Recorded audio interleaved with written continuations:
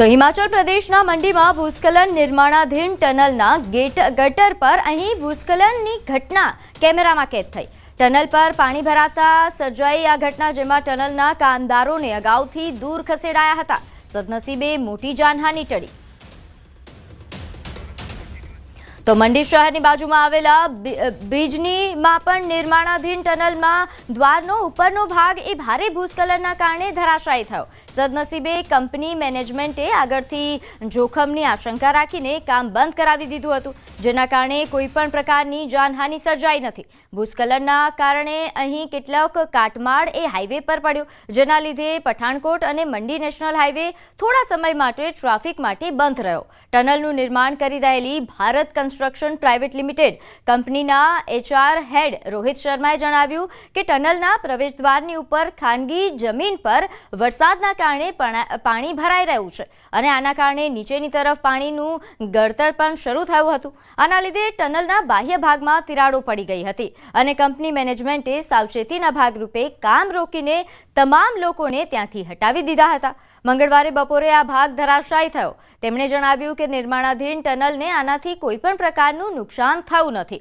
પ્રવેશદ્વાર પણ પડેલો જે કાટમાળ છે તે પણ હટાવવામાં આવી રહ્યો છે અને બાહ્ય નુકસાનની તાત્કાલિક અસરથી સમારકામ પણ કરવામાં આવશે। તેમણે જણાવ્યું કે કેટલોક કાટમાળ હાઈવે પર પડ્યો હતો, જેને તાત્કાલિક રીતે હટાવીને હાઈવે ફરી શરૂ કરવામાં આવ્યો હતો। તો હવે વાત કરીએ સંસ્કારી નગરી વડોદરામાં મનપાના પાપે નાગરિકો ભારે હાલાકીનો સામનો કરી રહ્યા છે। ઠેર ઠેર ખાડાનું સામ્રાજ્ય જોવા મળી રહ્યું છે। મનપા કમિશનરે ફાયર વિભાગને ખાડા ગણવાની જવાબદારી સોંપી છે, પરંતુ તે માત્ર નામની હોય તેવું લાગી રહ્યું છે। મનપા ખાડા પૂરો અભિયાન શરૂ કર્યા હોવાનો પણ દાવો કર્યો છે, પરંતુ આ અભિયાન માત્ર કાગળ પર જ હોય તેવું લાગી રહ્યું છે। શહેરના રસ્તાની સ્થિતિ દયનીય જોવા મળી રહી છે। વિહાર સિનેમાથી ગાજરાવાડી તરફ જતો માર્ગ ખાડાઓથી ભરેલો છે। લોકો વાહન ચલાવવામાં પણ ડરનો સામનો કરી રહ્યા છે। ભગવાનને અમે એવું પ્રાર્થના જ કરીએ છીએ કે સહી સલામત ઘરે પહોંચી જઈશું। અમે એવું થઈ જાય જીવના જોખમે જ અમે તો આવીએ છીએ અને મને તો એવું થતું હતું કે આજે કોરું છે ને તો સવારે જઈ આવું, પાછું સાંજે પાણી હોય ને તો ખાડો દેખાય નહીં તો ગયા તો અંદર સીધા। મ્યુનિસિપાલિટીવાળા કમિશનરને જે રહ્યા છે ને એ 15 કે 20 દિવસ હોય ત્યારે વરસાદની છે ને ખાડા પૂરવાની કામગીરી કરે છે અને લોકોના પૈસા જે છે વેરાના ને એવા એ બધા પૈસા ગાયબ થઈ કરી કાઢે છે આ લોકો। આ શહેર વડોદરા નથી, ખડોદરા શહેર છે। ખાડાના લીધે અમને ડેલી રિસ્ક જેવું લાગે છે, જેમ કે અમે પડી જઈએ, અમે એક્સિડન્ટ થાય, એટલે અમે કહીએ છીએ કે આ રોડ સરખો કરાવો, પણ સરખો કરાવતા નથી અને જ્યારે સરખો કરાય ને તેના અઠવાડિયા 2 અઠવાડિયામાં આ રોડમાં તરત ખોદકામ ચાલુ થઈ જાય ને એટલે આ રોડ ફરી જેવો હતો ને એવો બગડી જાય છે।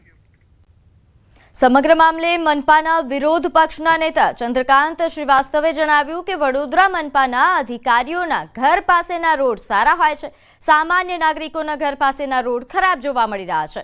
રોડ સહિત તમામ કામોમાં મોટા પાયે ભ્રષ્ટાચાર થઈ રહ્યા હોવાનો પણ આક્ષેપ છે। અધિકારીઓના રોડ સારા છે, કમિશનરની પાસે જાઓ ત્યાં રોડ સારો હશે, ડેપ્યુટી કમિશનર પાસે જાઓ રોડ સારું હશે, પણ બીજા આમ નાગરિક જે ટેક્સ ભરે છે, જેના વડે તમે લોકો છો, એના રોડો બધા જ ખરાબ છે। જરા આ વડોદરા શહેરના નગરજનો ઉપર રેમ કરો અને સારા ખાડા પૂરો ને રોડ બનાવો। 1500ની આસપાસ ખાડાઓ થયા છે, જેને hot mix material, cold mix material અને વેટ મિક્સ કરોડાછારું જેવા મટીરિયલથી પૂરવામાં આવેલા છે। વડોદરા શહેરના નાગરિકોનું ઘરની બહાર નીકળવું એટલે કે રસ્તા પરથી પસાર થવું મુશ્કેલ બની ગયું છે, કારણ કે કોર્પોરેશનના પાપે જે રોડ રસ્તા છે તેની હાલત જે છે તે દયનીય જોવા મળી રહી છે। આ રસ્તો તમે જે જોઈ રહ્યા છો તે ગાજરાવાડી વિસ્તારનો રસ્તો છે અને અહીંયા ખાલી આ રોડ નહીં પરંતુ અનેક રોડ એવા છે કે જેની દુર્દશા જોવા મળી રહી છે। વાહન ચાલકો કેટલી મુશ્કેલીમાં અહીંયાથી પસાર થઈ રહ્યા છે તેનો અંદાજો જે છે તે લગાવી શકાય છે। કાર જતી હોય તો જમ્પિંગ કાર લાગે અને રિક્ષા અને 2 વ્હીલરની તો વાત જ ના પૂછો, કારણ કે ખાસ કરીને 2 વ્હીલર ચાલકો અને એમાં પણ શાળાના જે વિદ્યાર્થીઓ છે તેમની હાલત કફોડી છે। દ્રશ્યોમાં જોઈ શકાય છે કે એક વિદ્યાર્થી પોતાના જીવના જોખમે અહીંયાથી સાયકલ લઈને પસાર થઈ રહ્યો છે। જો કોઈ સિનિયર સિટીઝન અથવા તો કોઈ મહિલા આ રસ્તા પરથી પસાર થાય અને ખાડાના કારણે પડી જાય તો તેની જવાબદારી કોણ લેશે, તે સૌથી મોટો સવાલ જે છે અહીંયા ઊભો થઈ રહ્યો છે। બીજી વાત કે વડોદરા શહેરમાં છેલ્લા 2 દિવસથી વરસાદ નથી વરસ્યો, એના કારણે આ પ્રકારની પરિસ્થિતિ છે। જો વરસાદ વરસી જશે અને અહીંયા પાણી ભરાઈ જશે તો વાહન ચાલકોને ક્યાં રસ્તો છે અને ક્યાં ખાડો છે તેનો અંદાજો નહીં આવે અને વાહન ચાલકોને અકસ્માતનો ભય જે છે તે સતાવી રહ્યો છે. એટલે ટૂંકમાં કહીએ તો વડોદરા શહેરના રસ્તા અત્યારે જોખમી રસ્તા સાબિત થઈ રહ્યા છે અને વાહન ચાલકો છે તેમને વડોદરા શહેરના રસ્તા પર પોતાનું વાહન હંકારતા પણ ડર લાગી રહ્યો છે. હાર્દિક દીક્ષિત, ન્યૂઝ 18 ગુજરાતી, વડોદરા. હજુ તો ચોમાસાનો પ્રથમ વરસાદ જ પડ્યો છે અને રોડ રસ્તા ઉબડ-ખાબડ થઈ ગયા છે. રસ્તાઓમાં 2-2 ફૂટ ઊંડા ખાડા પડી ગયા છે. વળી આ ખાડાઓમાં પાણી ભરાયેલા છે, જેથી લોકોને ખાડા હોવાની જાણ પણ રહેતી નથી અને ત્યાંથી પસાર થતા અકસ્માત થવાનો ભય સતાવે છે. હિંમતનગર શહેરના GIDC થી લઈને સહકારી જીન સુધીના સર્વિસ રોડ હાલ બિસ્માર બની ચૂક્યો છે. હિંમતનગર શહેરના મોતીપુરા અને સહકારી જીન 4 રસ્તા ખાતે 2 ઓવરબ્રિજનું નિર્માણ કાર્ય ચાલુ છે. જો કે ઓવરબ્રિજની બાજુમાં આપવામાં આવેલા સર્વિસ રોડની સ્થિતિ દયનીય બની છે.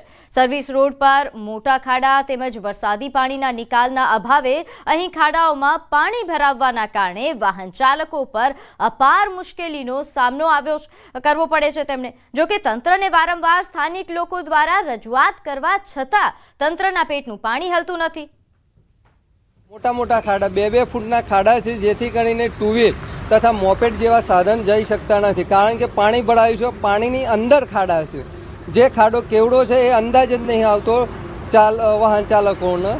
એના હિસાબે જઈ શકાતું નથી અને આ વરસાદ પહેલો જ વરસાદ છે તોય આવી કન્ડિશન છે, જેથી કરીને તાત્કાલિક ધોરણે આ રોડનું સમારકામ થાય. ખાડો પડી રહ્યા છે પાણી, જે આ જે પુલ બનાવ્યો છે સરકારી, ડાયરેક્ટ અમદાવાદ દ્વારા જ ડાયરેક્ટ નીકળી ગયા છે, બરોબર. જે આ બાજુ જે બસ સ્ટેન્ડ બાજુ જવાવાળા છે એમના સર્વિસ રોડ પર આ તકલીફ થઈ રહી છે પાણીના લીધે, વરસાદના લીધે જે ખાડો પડી રહ્યો છે, બરોબર. એના લીધે અમને તકલીફ પડે છે. હું પોતે અહીંયા સફલ હોસ્પિટલમાં જોબ કરું છું, યુનિટેટમાં લેબોરેટરીમાં છું, અને મારા રોજનું આ જ રસ્તો હોય છે. ખાડામાં 2-3 વખત પડ્યો તો પેલી મોટી ગાડી પડી ગઈ.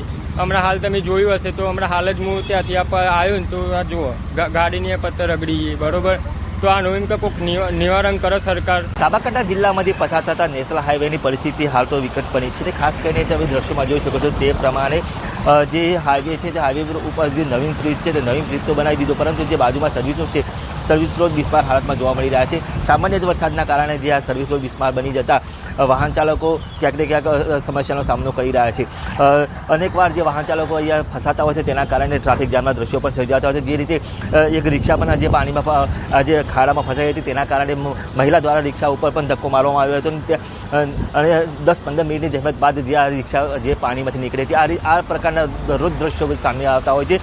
ત્યારે અનેકવાર રજૂઆત કરવા છતાં પણ તંત્રનું પેટનું પાણી પણ હલતું નથી.